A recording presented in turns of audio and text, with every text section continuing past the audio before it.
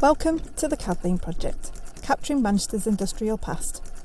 The voices you will hear in this series will tell of their experience working in Manchester's 20th century garment industry. In this episode, Anne will tell of her time working as a piece worker, making coats for well-known high street brands in the late 1970s.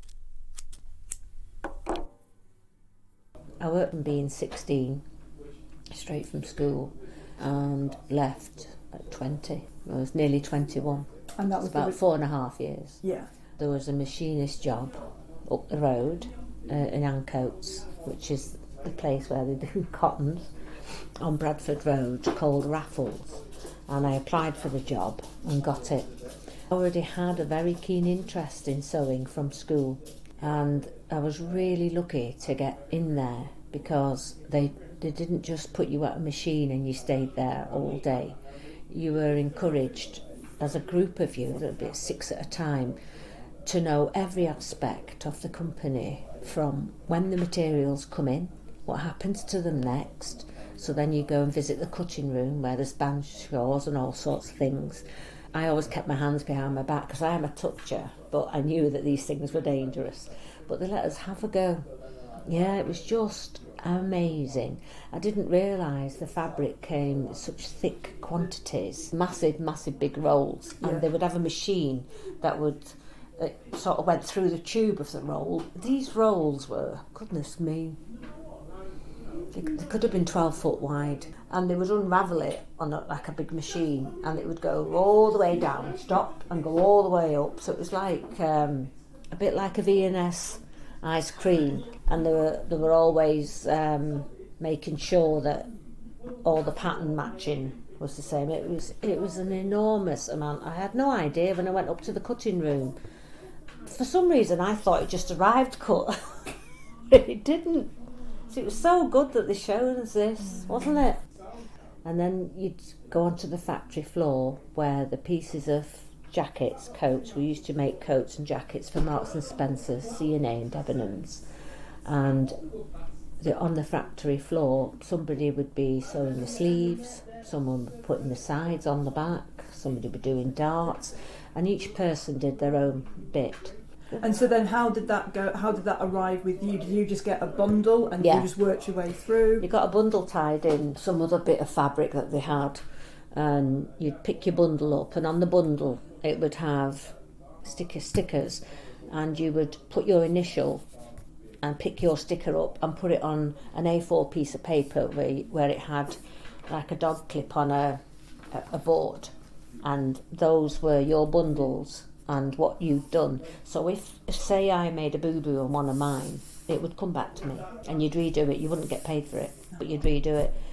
The middle floor, they would have the trainees there, and they would get to do, as we did, different aspects of the job, but they never got to repair theirs. We did, but that meant overtime. It meant you got more money. So if you were repairing the trainee stuff, you got overtime, but if you had to repair your own work, you didn't get anything else. No. You had to get a certain amount done in a day, so they called it piecework. So you had to get so many hundreds done, but they had a basic that was less than that. So if you didn't make it, and then of course if you constantly couldn't make it, then you'd be asked why, or is another aspect of the garment you feel you'd be better at. I had to go at the overlocker doing the linings. Oh, it was amazing because it was very fast, and all the machines are incredibly fast. And mine was a FAF, right. PHAFF. Yeah, mine was a FAF. And did you have to, if your machine broke down, did they have someone come in, or did you have to do that yourself? Well, you learn to do some things yourself, but no, they had somebody on hand all the time. Several people fixing all sorts. The Hoffman press was another one that I had to go off. I wasn't keen on that because the thing, you pull the presser down and it was heavy. That was heavy. And was that for pressing seams, or is that? It was for pressing parts of the jacket before it went on to the next stage, because they like the seams pressed open because it sat better. If it was a whole coat, they have another machine. It looked like a parachute on a pole, and they put the jacket on and blow it up and the whole thing spanned. What kind of coat? Were they Max, or were they every kind of coat? Every kind of coat that we made. We had jackets finished in velvet. That was one of my jobs, finishing the velvet.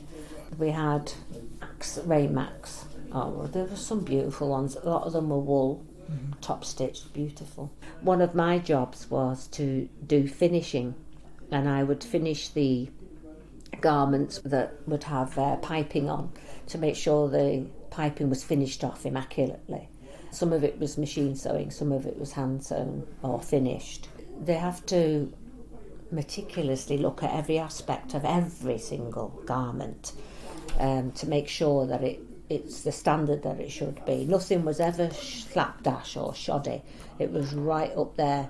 And Marks and Spencer's at the time were so pinicky, if you like, that they would get a measurer and there had to be so many stitches within this measurement.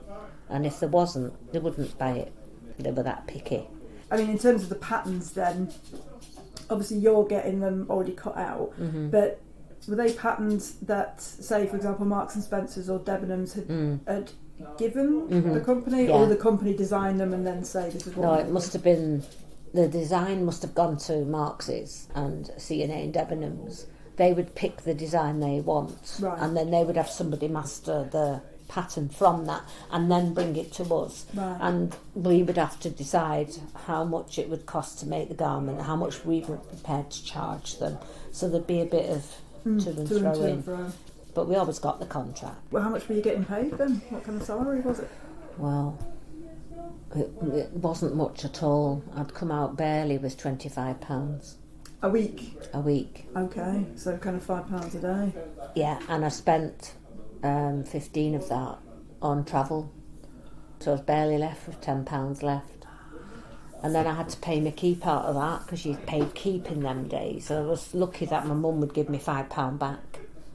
So on average to spend, I would have around £7 a week to pay to spend on myself, and it was decimal then, so it wasn't even as if it was worth a whole lot more.